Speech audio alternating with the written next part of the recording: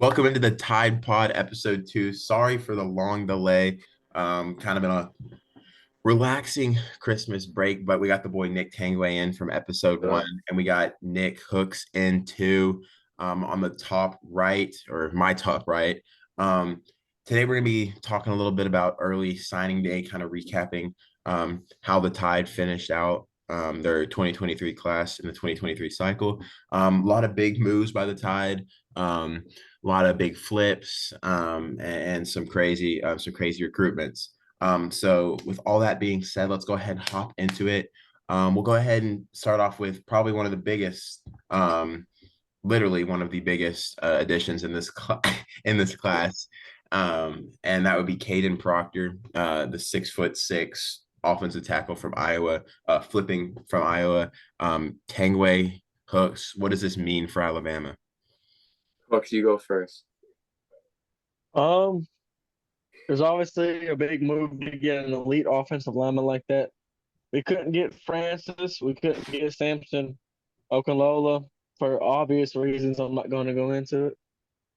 But to flip Caden, we had heard rumblings about still being pursuit, which we've been talking to him ever since he committed to Iowa. Regardless, he was supposed to visit for the Iron Bowl, couldn't make it up to Tuscaloosa.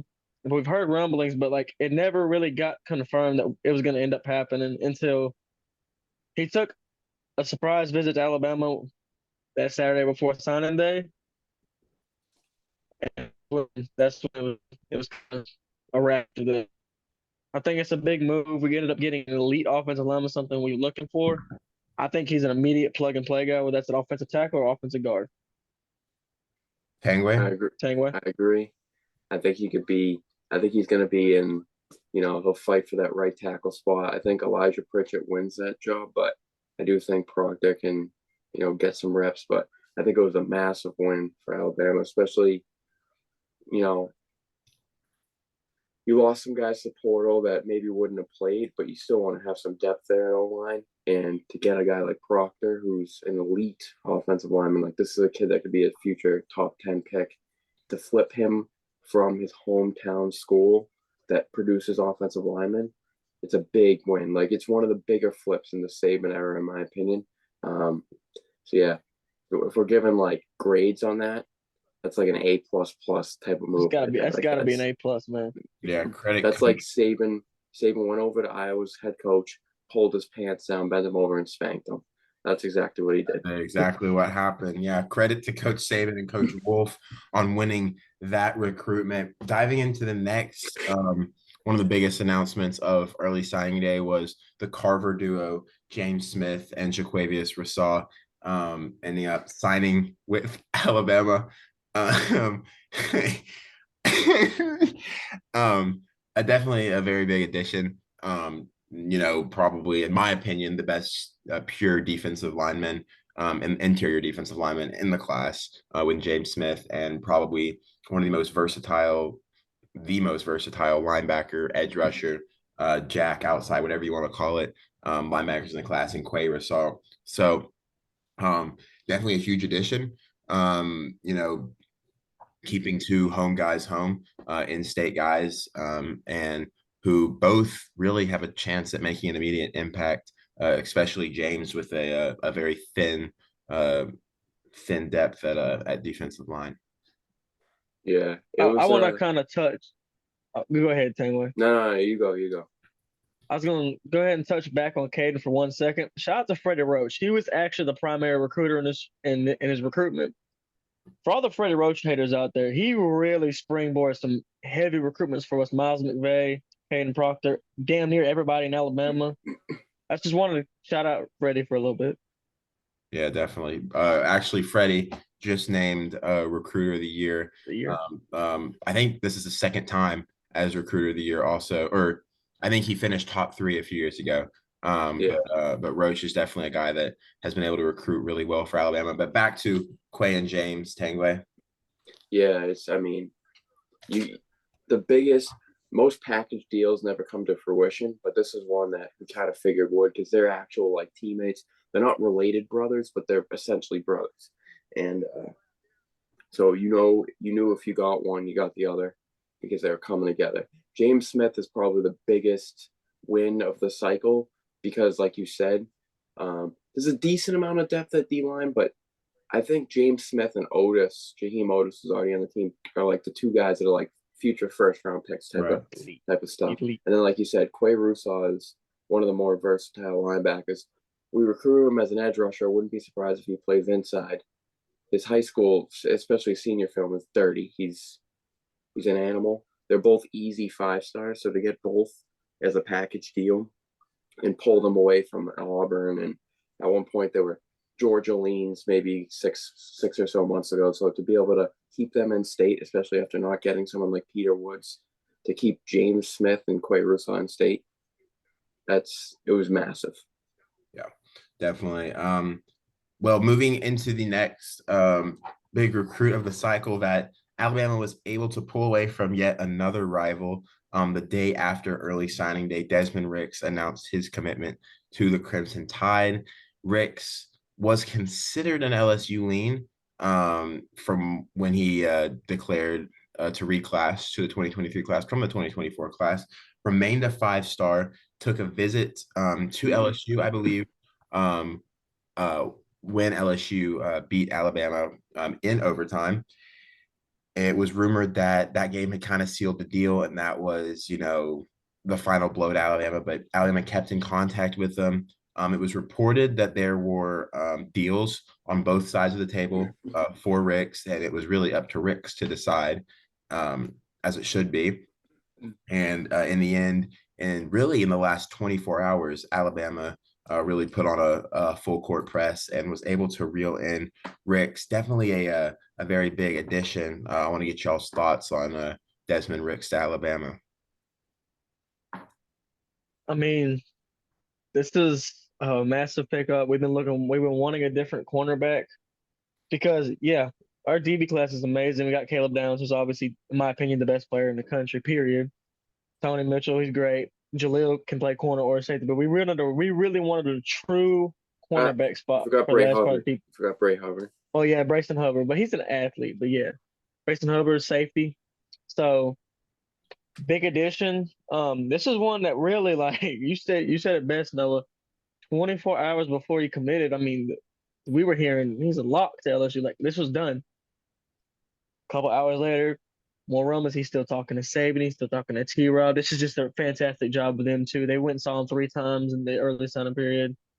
Just unbelievable job getting him in. Definitely. Yeah. Definitely. I'll just touch real quick. It was massive pickup. It was obviously he was in 2024 before, so my thing was always let's make sure we get one of McLean or Ricks. But that was when Ricks was still in 24. I was like, if we can get one in one of these two classes, we'll be good. But then when Ricks reclassified, I'm like, all right, let's go snag one of these two, McLean and Ricks, and then maybe we can pair an Ellis Robinson with a Jalen Mbakwe next class. So, phenomenal job by T-Rob and them boys. Ricks was the number 2 overall player in the 24 class before he reclassified. So, And he still remained a 5-star after reclassifying, which is exactly. a good note. And this week at the Under Armour All-American practice, he's been one of the more consistent corners. So yeah, really good pickup. He's got great length. He's not extremely large, but he'll add weight. He's a great athlete. IMG, they said he's tested as good as anyone at IMG. I think he ran a 4.5 and had like a 39-inch vertical as a sophomore. Yeah. So you're talking insane numbers. Kid's a great athlete, smart player. He's going to be a stud. He's going to be a first-round pick as long as he puts his head down and goes to work. And so, yeah. I definitely agree. And like you said, definitely important keeping that IMG pipeline going. Next, I want to dive in to a guy that kind of delayed his commitment on early signing day, which was a shock to everyone. And it was rumored that the cause of this was because of Coach Prime at Colorado, and that would be Cormani McClain, the 5-star Miami commit, not signee yet. And it's been rumored that Alabama is now, they weren't, but now are in contact with Cormani. You got Richard Young at the All-American game hinting at trying to bring Cormani with him to Alabama. Just real quickly, I want to get y'all's thoughts on the Cormani McClain situation. Um, yeah, I mean, when it was rumored that he wasn't going to sign, of course, the Colorado thing came up immediately. And of course, Dion made a big splash last year, bringing in five-star cornerback, arguably the best player I've ever watched, Travis Hunter, which was just to Jackson State. And it looks like he might pull another one in. But Alabama's in contact, waiting to see kind of how serious they are. But hey, you never know. Nick Saban's one of the best closers in the country. Yeah, I think it would be it because we got Ricks, it's no longer a need. But Right. obviously, if you find a way to get Komani McLean and Ricks in the same class, Oh that's my just God. ridiculous. So we're not in a place where we got to be overly desperate. Right. But if we just keep chipping away, and he says, "Oh yeah, I'll come to Bama," then like, come on home. Come on, man. Yeah, Yeah, definitely a guy that we'd love to have, but very up in the air right now. Um, but I guess that's when we just have to wait and see on not much on Cormani just yet. Head into the next part. I want to get y'all's thoughts real quickly. A player on the offensive side of the ball and defensive side of the ball in this class that y'all could see making making Dallas Turner contributions next year, making maybe not Will Ed, but you know what I mean, giving that kind of yeah, yeah. playing time in their freshman year. Give me one guy on offense, one guy on defense. All right. So I'll go first, but I won't do the obvious one on offense. Not well, kind of. Go I for think it. Hooks will pick him, so I'll pick someone else. Right. On offense, I'll go Justice Haynes. I don't think he'll be the starter, but I think he could get reps. I think both backs, Richard Young as well, could get reps. But I think Justice Haynes could be rotated in with Roydell, Jace, Jamarian. And then on defense, for me, ooh, this is tough. I mean, Caleb Downs is the obvious one. But if I had to go with someone else, I think